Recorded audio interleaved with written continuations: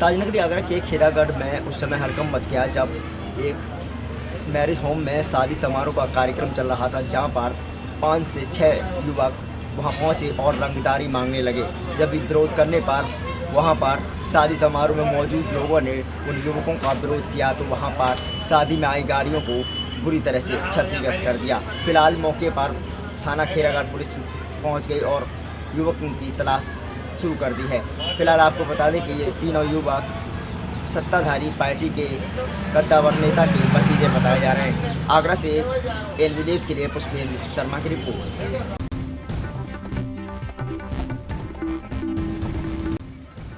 विधानसभा चुनाव की तारीख नजदीक आते ही जालौन की पुलिस लगातार सतर्क दिखाई दे रही है और अपराधियों के विरुद्ध अभियान चलाकर उन्हें जेल भेजा जा रहा है।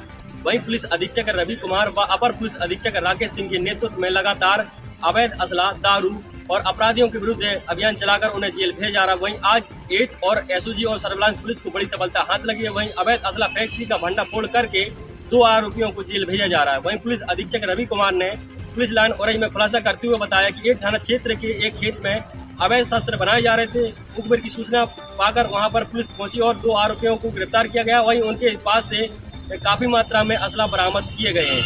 वहीं लगातार प्रयास किया जा रहा है कि जनपद जालौन को क्राइम फ्री किया जाए। जनपद जालौन से एएनपी न्यूज़ के लिए मयंक राजपूत की रिपोर्ट। देवरिया जिला में लगातार कोविड को नियंत्रण में करने के लिए प्रशासन अनेकों कदम उठा रहा है।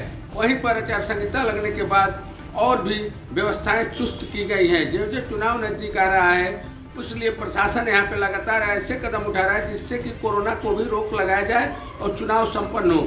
इसके लिए आज सदर कोतवाली के कोतवाल अनुज सिंह भारी फोर्स के साथ शहर में निकले और दुकानों की चेकिंग की है, जहाँ पे 144 धारा का उल्लंघन देखा गया और वहाँ लोग दुकानों में बिना मास्क भीड़ लगाए खड़े थे, जिस पर उनको कई बार मना किया गया। लोग जब नहीं माने हैं तो कोतवाली पुलिस द्वारा यहाँ के मालवी रोड के प्रतिष्ठित जो प्रतिष्ठान है उस पर 188 की कार्रवाई की गई है 144 धारा के उल्लंघन में। और यह चर्चा हो रही है कि अभी और दुकानों पर कार्रवाई पुलिस करेगी, जिससे कि बाजारों में आने वाले लोग अपने को दूरी बना करके बाजार में सामान खरीदें और साथ ही यहाँ के नियम पालन को भी माने, क्योंकि लोगों को बार बार और दुकानदारों को सचेत करने के बावजूद भी यहाँ के दुकानदार और लोग अपनी मनमानी करने से बाज नहीं आ रहे हैं। अब यहाँ की प्रशासन लगातार सख्ती दिखाने को विवश नजर आ रही है।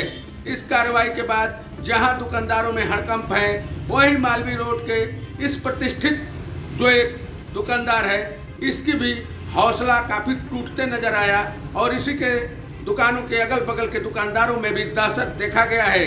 पुलिस की ऐसी कार्रवाई की लोग एक तरफ प्रशंसा भी कर रहे हैं कि दुकानों में पालन होना चाहिए, जिससे कि वहाँ बाजारों में सबके परिवार बच्चे जाते हैं, वहाँ भी कोरोना का खतरा बढ़ सकता है।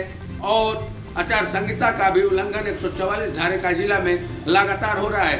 इसके लिए कदम जो पुलिस ने उठाई है कोतवाली पुलिस, इसकी प्रशंसा भी हो रही है और ऐसी कार्रवाई की और ज़रूरत है जिससे कि देवरिया को कोविड से रोका जा सके और एक तीसरी लहर देवरिया में अपना कोई कहर न बरपा सके। इसके लिए अनुज कुमार सिंह कोतवाल लगातार सुबह से शाम तक कार्रवाई में व्यस्त नजर आ रहे हैं। देवरिया से विशाल मिश्रा, एनबी न्यूज। आपको बता दें पूरा मामला जनपद संभल का है, जहां पर कि बीते समय में 26 नवंबर 2021 को एक युवक का शव थाना हजरत नगर गली क्षेत्र अंतर्गत मिला था। वहीं हसनपुर रोड पर भी एक महिला का बोरे में बंद शव मिला था तथा तीसरा शव कैला देवी के थाना क्षेत्र अंतर्गत मिला था, जहां तीनों हत्याओं के प्रकरण के मामले को लेकर के पुलिस अधीक्षक चक्रेश मिश्र ने एसओजी टीम गठित की थी, जिसको लेकर के बड़ा खुलासा किया गया है। आपको बता दें कि जहां पर अवैध संबंधों के चलते इन महिलाओं की हत्या करने का मामला भी सामने आया है, जहां पर तराजू की डंडी से मार करके इन महिलाओं की हत्या करने का मामला बताया जा रहा है। वहीं इस युवक की हत्या का भी प्रकरण इन्हीं के द्वारा बताया जा रहा है। इसको लेकर के आज पुलिस अधीक्षक चक्रेश मिश्र ने खुलासा करते हुए बताया है कि वह एसओजी टीम गठित कर दी गई थी और इनको लेकर के लगातार जांच पड़ताल चल रही थी। इसके दौरान आज खुलासा किया गया है। वहीं इस खुलासे को लेकर के थाना नकाशा पुलिस और एसओजी टीम को 25,000 का इनाम भी घोषित किया गया है। साथ ही बताते चले हैं कि इस अभियुक्त पकड़े जाने को लेकर के इसको गिरफ्तार कर लिया गया है। हालांकि अभी इस हत्या के प्रकरण में शामिल इसका दूसरा साथी फरार बताया जा रहा है। अपने सहयोगी के साथ महेंद्र सिंह मौर्य, ANB न्यूज, संभल, उत्तर प्रदेश।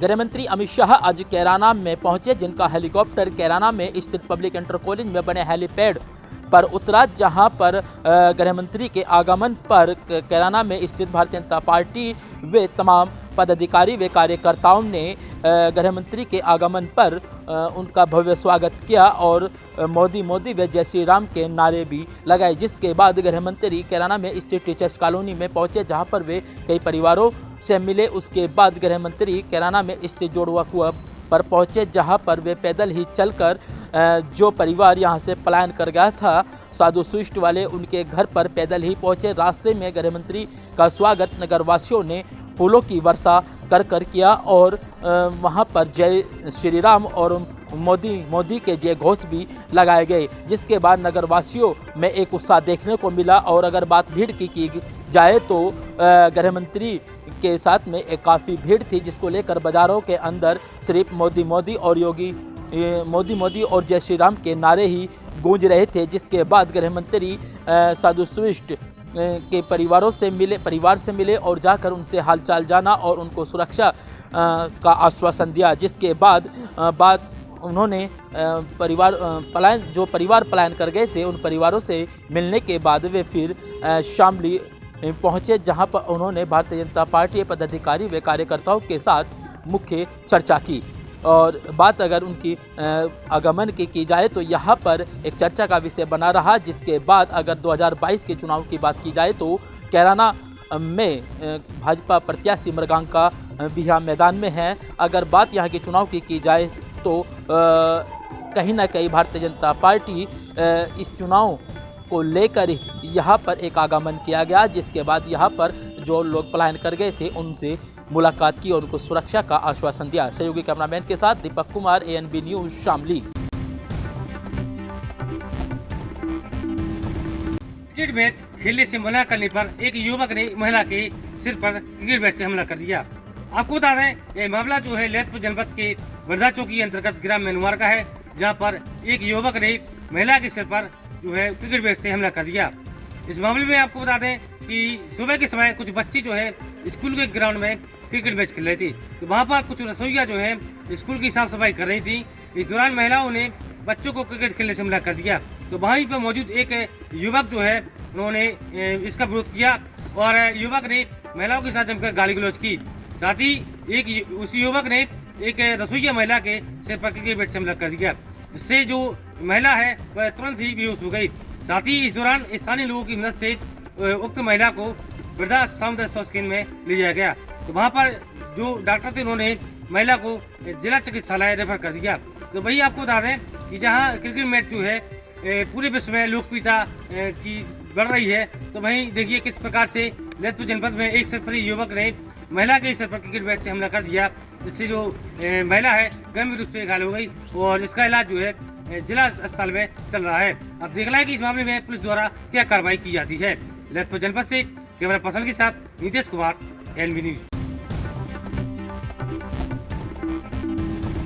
आगामी विधानसभा चुनाव को लेकर SP अभिषेक वर्मा के निर्देश पर जनपद में जगह जगह सघन वाहन चेकिंग अभियान चलाया जा रहा है। वहीं पे आज औरैया जनपद के फाइल थाना क्षेत्र में वाहन चेकिंग के दौरान एक स्विफ्ट डिजायर गाड़ी को रोका गया, जिसमें 2,39,000 रुपये बरामद हुए हैं। आगे की कार्रवाई की जा रही है। वहीं CO सिटी सुरेंद्रनाथ यादव ने बताया है कि 2,29,000 रुपये जो बरामद हुए हैं उससे पूछताछ की गई। उन्होंने उत्तर सही न देने पर रुपयों को नियमानुसार जब्त कर लिया गया है। आगे की विधिक कार्रवाई की जा रही है। कैमरामैन विकास कुमार के साथ शिवम पाल, ANB न्यूज, औरैया।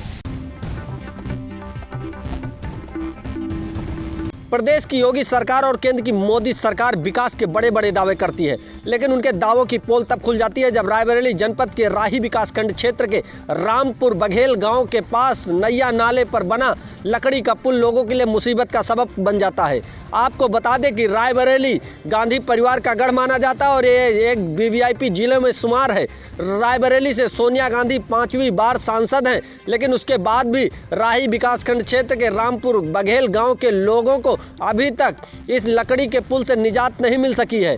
गांव के लोगों का कहना है कि जब चुनाव आता है तो नेता आते हैं और वादा करके चले जाते हैं, लेकिन चुनाव जीत जाने के बाद कोई नेता इस समस्या का हल करने नहीं आता है। चुनाव फिर आ गया है, फिर नेता आने लगे हैं और लोगों से दावा करेंगे, वादा करेंगे, लेकिन अपने वादों पर खरा नहीं उतरेंगे। इसीलिए ये समस्या जस की तस बनी हुई है। कैमरा पर्सन शैलेंद्र के साथ अमर प्रताप सिंह, एएनबी न्यूज, रायबरेली।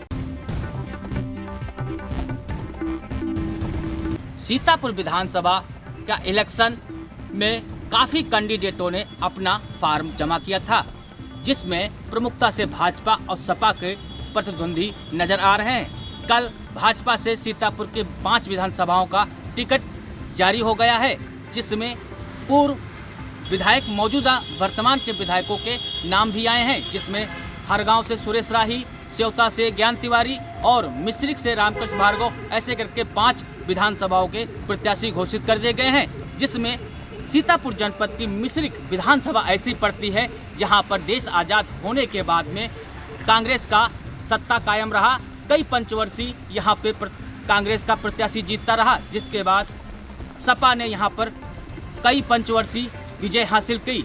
वही 2012 में सपा से रामपाल राजवंशी ने यहाँ पे सपा से विजय हासिल की और जिसके बाद पहली बार विधानसभा मिश्रिक में सीट बीजेपी की निकली। वो भी रामकृष्ण भार्गव जो मौजूदा विधायक हैं, उन्होंने 20,772 वोटों से प्रतिद्वंदी बसपा के प्रत्याशी मनीष रावत को हराया, क्योंकि तीसरे स्थान पर सपा सिमट कर रह गई, जिसके प्रत्याशी थे रामपाल राजवंशी, पूर्व कारागार मंत्री।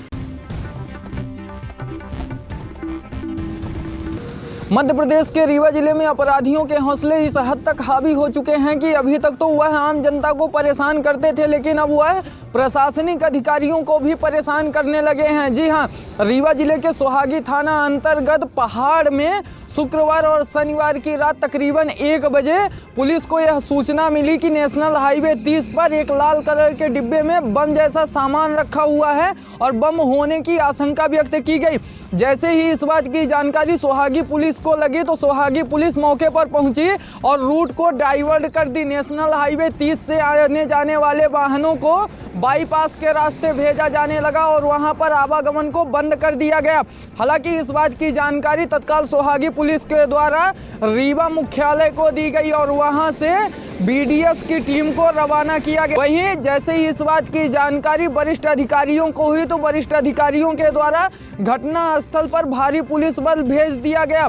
जिस तरह से आज नेशनल हाईवे 30 पर अपराधियों के द्वारा बीच सड़क पर बम रख दिया गया, हालांकि गनीमत यह रही कि यह बम नहीं था। अगर यह बम होता तो इससे बहुत हानि होती। अब सोहागी पहाड़ पर पूरी तरह से आवागमन फिर से शुरू कर दिया गया है और वह बम नहीं था, इस बात की भी पुष्टि हो चुकी है। पुलिस के द्वारा असामाजिक तत्वों की खोज शुरू कर दी गई है। कोई हताहत होने की खबर भी सामने नहीं आई है। हालांकि देखना अब इसमें यह दिलचस्प होगा क्या असामाजिक तत्वों को रीवा पुलिस ढूंढ पाती है या फिर नहीं। एएनबी न्यूज के साथ संवाददाता विजय त्रिपाठी, रीवा। मध्य प्रदेश के रीवा जिले में अपराधियों के हौसले इस हद तक हावी हो चुके हैं कि अभी तक तो वह आम जनता को परेशान करते थे, लेकिन अब वह प्रशासनिक अधिकारियों को भी परेशान करने लगे हैं। जी हां, रीवा जिले के सोहागी थाना अंतर्गत पहाड़ में शुक्रवार और शनिवार की रात तकरीबन 1 बजे पुलिस को यह सूचना मिली कि नेशनल हाईवे 30 पर एक लाल कलर के डिब्बे में बम जैसा सामान रखा हुआ है और बम होने की आशंका व्यक्त की गई। जैसे ही इस बात की जानकारी सोहागी पुलिस को लगी तो सोहागी पुलिस मौके पर पहुंची और रूट को डाइवर्ट कर दी। नेशनल हाईवे 30 से आने जाने वाले वाहनों को बाईपास के रास्ते भेजा जाने लगा और वहां पर आवागमन को बंद कर दिया गया। हालांकि इस बात की जानकारी तत्काल सोहागी पुलिस के द्वारा रीवा मुख्यालय को दी गई और वहां से बीडीएस की टीम को रवाना किया गया। वहीं जैसे ही इस बात की जानकारी वरिष्ठ अधिकारियों को हुई तो वरिष्ठ अधिकारियों के द्वारा घटना स्थल पर भारी पुलिस बल भेज दिया गया। जिस तरह से आज नेशनल हाईवे 30 पर अपराधियों के द्वारा बीच सड़क पर बम रख दिया गया, हालांकि गनीमत यह रही कि यह बम नहीं था। अगर यह बम होता तो इससे बहुत हानि होती। अब सुहागी पहाड़ पर पूरी तरह से आवागमन फिर से शुरू कर दिया गया है और वह बम नहीं था, इस बात की भी पुष्टि हो चुकी है। पुलिस के द्वारा असामाजिक तत्वों की खोज शुरू कर दी गई है। कोई हताहत होने की खबर भी सामने नहीं आई है। हालांकि देखना अब इसमें यह दिलचस्प होगा क्या असामाजिक तत्वों को रीवा पुलिस ढूंढ पाती है या फिर नहीं। एएनबी न्यूज के साथ संवाददाता विजय त्रिपाठी, रीवा। तरफ यहाँ सरकार ने नॉन एसेंशियल सर्विस को लेकर लॉकडाउन लगाया है, तो वहीं वेयर हाउस मार्केट में अपने तौर पर मार्केट बंद रखी है। हमारे साथ इस वक्त वेयर हाउस मार्केट के प्रधान है। सर, आपकी तरफ से लॉकडाउन जो है वो लगाया गया है। पिछली बार भी जब दूसरी लहर थी तब भी आपकी तरफ से लॉकडाउन लगाया था, क्या मुख्य कारण था?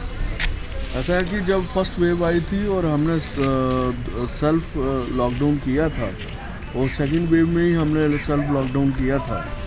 और देखो, हम एसेंशियल सप्लायर हैं और जो है हमारी जिम्मेदारी जो है पूरी जम्मू कश्मीर में एसेंशियल माल सप्लाई करने की है। और हम देख रहे हैं कि इस समय तीसरी लहर का जो प्रकोप है काफ़ी तेज़ी से बढ़ रहा है।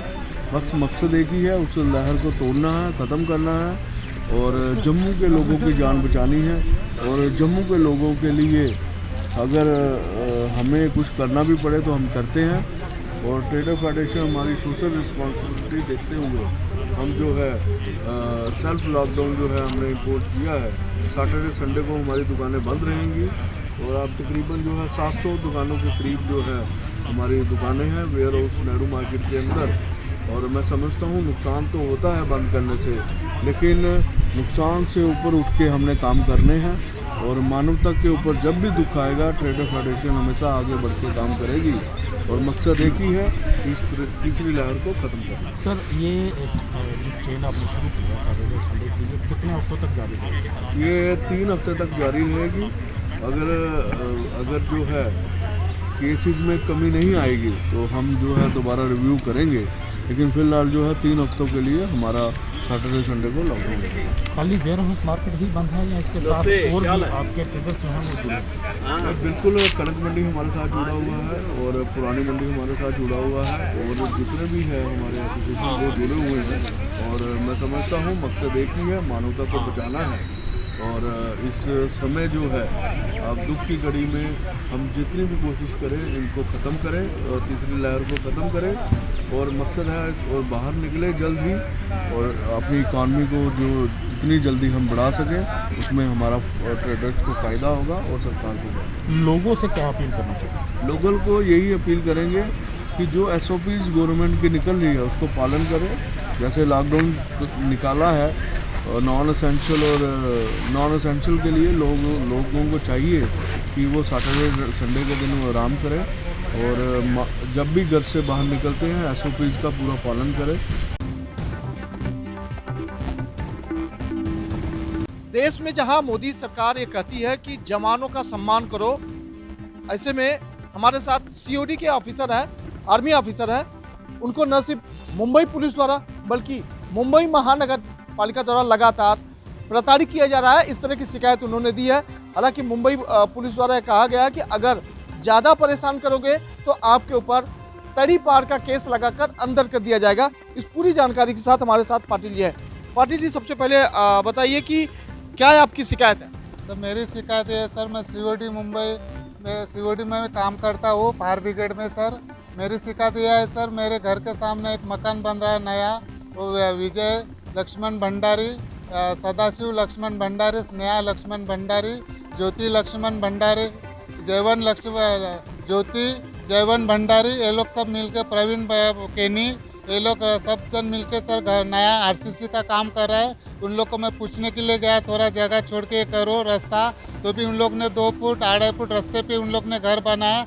उसके बाद में सर वो पहला माले का सेकंड माले का जब भी वो स्लैब उन लोग ने डाला, जब भी मेरे घर के सीमेंट के पत्रे के ऊपर उन लोग ने स्लैब डाला, अभी तीसरा माले का स्लैब डाल रहा है मेरे पत्रे के ऊपर। मैं पूछने के लिए जाएगा तो भी ये लोग मेरे को जान से मारने की धमकी दे रहे सर। ये सबसे बड़ी बात, एक आर्मी ऑफिसर जब शिकायत लेके जाता है तो उससे मारने की धमकी दी जाती है, बल्कि कुछ लोग उन्हें मारते भी हैं। तो ऐसे में मुंबई पुलिस ने उनकी अब तक शिकायत नहीं ली है।